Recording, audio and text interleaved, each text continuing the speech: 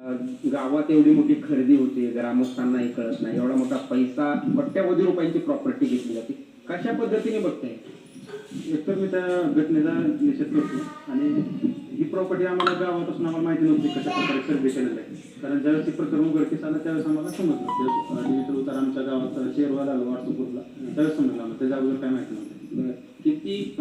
किती एकरचा एरिया आहे, त्यात काय काय लावलेलं आहे, काय अशा माहिती आहे का तुम्हाला? नाही, मी फर्स्ट टाइम आलेलो आहे इथं. मलाही काय याच्यामधलं माहिती नाही. बरं. पण एक 35-36 एकराचा हे उतार आहे असं ऑनलाईन डिजिटलमध्ये दिसलेलं आहे.